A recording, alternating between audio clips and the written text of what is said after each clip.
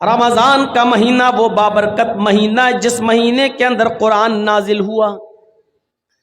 اب کسی سے پوچھیں کہ مہینے کتنے ہوتے ہیں ایک سال میں؟ 12۔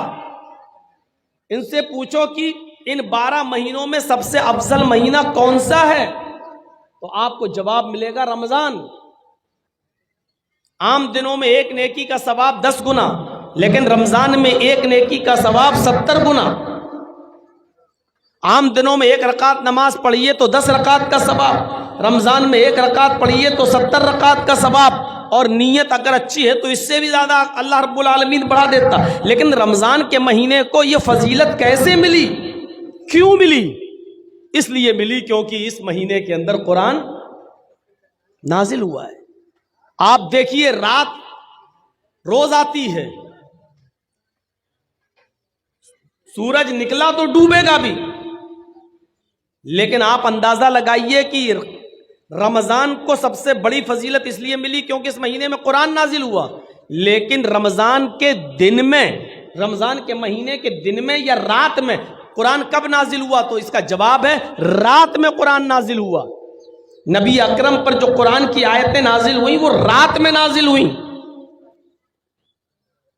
اللہ رب العالمین نے رمضان کے مہینے کی جس رات میں قرآن اترا، قرآن نازل ہوا، اس قرآن کی برکت سے اللہ رب العالمین نے اس رات کو بھی تمام راتوں میں سب سے افضل قرار دے دیا، اور کیا فرمایا؟ اِنَّا أَنزَلْنَاهُ فِي لَيْلَةِ الْقَدْرِ، ہم نے اس قرآن کریم کو لیلۃ القدر میں، رمضان کی طاق راتوں میں سے کسی ایک رات میں اتارا۔ وَمَا أَدْرَاكَ مَا لَيْلَةُ الْقَدْرِ، اور تمہیں کیا معلوم کہ لیلۃ القدر کیا ہے؟ جس رات میں ہم نے اس قرآن کریم کو نازل کیا، اس قرآن کے نازل ہونے کی وجہ سے اللہ رب العالمین نے اس رات کو 1000 مہینوں کی عبادت سے زیادہ فضیلت عطا فرما دی۔ لیلۃ القدر خیر من الف شہر، اس رات کا جاگ لینا 1000 مہینوں کی عبادت سے زیادہ بہتر ہے۔ 1000 مہینوں کی عبادت ایک طرف، اور اس ایک رات کی عبادت ایک طرف، اور اس ایک رات کی عبادت 1000 مہینوں کی عبادت سے زیادہ افضل۔ اب آپ اندازہ لگائیے اس رات کو یہ فضیلت کیوں ملی؟ قرآن کریم کی برکت سے۔ آپ ان بچوں کو معمولی مت سمجھیے، جنہوں نے حفظ کیا ہے یہ وہ بچے ہیں جب زمین پر چلتے ہیں تو رب کعبہ کی قسم یہ ننگی زمین پر نہیں چلتے، ان کے قدم کو زمین پر رکھنے سے پہلے فرشتے اپنے پر بچھا دیتے ہیں۔ سمندر کی مچھلیاں قرآن کا علم حاصل کرنے والوں کے لیے سمندر میں دعا کرتی ہے، آسمان کے فرشتے ان کے لیے رحمت کی دعا کرتے ہیں۔ غور کیجئے، یہ قرآن جس شہر میں نازل ہوا اللہ نے اس کو ام القری بنا دیا۔ قرآن جس مہینے میں نازل ہوا اللہ نے سید الشہور بنا دیا۔ قرآن جس رات میں نازل ہوا اللہ نے اس رات کو لیلۃ القدر خیر من الف شہر بنا دیا، 1000 مہینوں کی عبادت سے زیادہ بہتر۔ یہ قرآن جو فرشتہ لے کر آیا، وہی فرشتہ تورات بھی لے کر آیا تھا، وہی فرشتہ زبور بھی لے کے آیا تھا، وہی فرشتہ انجیل بھی عیسیٰ پر لے کر آیا تھا، لیکن اس وقت وہ ایک معمولی فرشتہ تھا، وہ صرف فرشتہ کہلاتا تھا۔ لیکن جب اللہ نے قرآن دے کر اس فرشتے کے ہاتھوں محمد الرسول اللہ صلی اللہ علیہ وسلم کے پاس بھیجا، اور غار حرا میں اقرا بسم ربک الذی خلق خلق الانسان من علق، قرآن کی یہ آیتیں دے کر جب اللہ رب العالمین نے اس فرشتے کو بھیجا تو اس دن کی تاریخ سے اللہ رب العالمین نے اس فرشتے کو سید الملائکہ، تمام فرشتوں کا سردار بنا دیا۔ تمام فرشتوں کا سردار کون ہے؟ جبرائیل علیہ السلام۔ کیوں ان کو تمام فرشتوں کا سردار کیوں بنایا؟ کیونکہ یہ قرآن کریم لے کر آئے تھے جناب محمد رسول اللہ صلی اللہ علیہ وسلم پر۔ نبی سب برابر ہیں، کسی پر تورات اتری، کسی پر زبور اتری، کسی پر انجیل اتری، لیکن اللہ رب العالمین نے جب قرآن نازل کیا اور جس نبی کے اوپر قرآن اتارا، اس قرآن کی برکت سے اللہ نے اس نبی کو سید الانبیاء بنا دیا۔ ہم سوچ رہے ہیں, اندازہ لگا سکتے ہیں. سید الانبیاء, تمام نبیوں کا سردار, جتنے بھی پیغمبر اس دنیا میں آئے ہیں, چاہے وہ 1 لاکھ ہو, 1.25 لاکھ ہو, کم و بیش 1,24,000 ہو, جتنے بھی ہوں, قرآن جس نبی کے اوپر نازل ہوا, اللہ نے اس قرآن کی برکت سے اس نبی کو سید الانبیاء بنا دیا. اور یہ قرآن جس امت نے پکڑا اور پڑھا اور سیکھا, اپنے کنٹھسٹ کیا, اس پر عمل کیا, تو اللہ نے اس کو خیر امت بنا دیا. کنتم خیر امت, تم سب سے بہتر امت ہو. دنیا میں بہت سی امتیں, بہت سی قومیں, لیکن تمہیں سب سے بہتر قوم بنایا جا رہا ہے, اس لیے کیونکہ تم قرآن کو پڑھتے ہو اور قرآن کے مطابق تم دوسروں کو نیکی کا حکم دیتے ہو اور برائیوں سے لوگوں کو روکتے ہو. کنتم خیر امہ, قرآن جس امت نے پکڑا اس کو خیر امت کہہ دیا.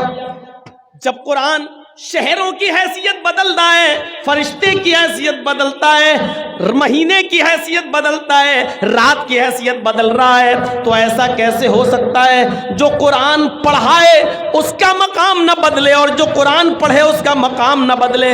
ایسا کیسے ہو سکتا ہے؟ اس لیے اللہ کے نبی نے فرمایا خیرکم من تعلم القرآن وعلمہ, تم میں سب سے بہتر وہ ہے جو قرآن کو خود پڑھتا ہے اور دوسرے کو پڑھاتا ہے, جو خود سیکھتا اور دوسرے کو سکھاتا ہے.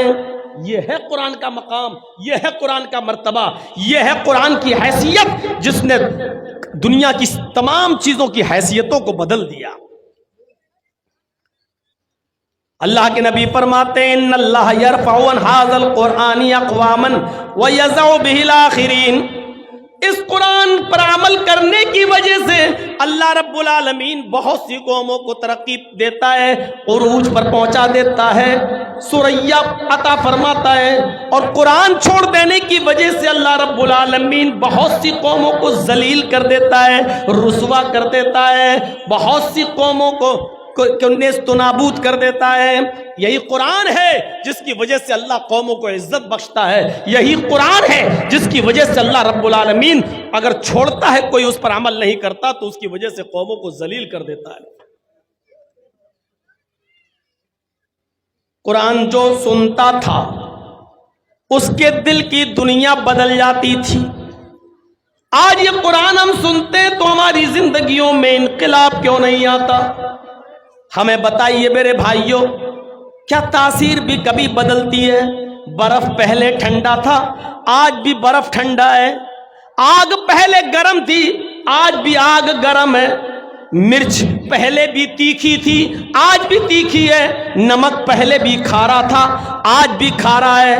چینی جب بنی تھی تب بھی میٹھی تھی, آج بھی چینی میٹھی ہے.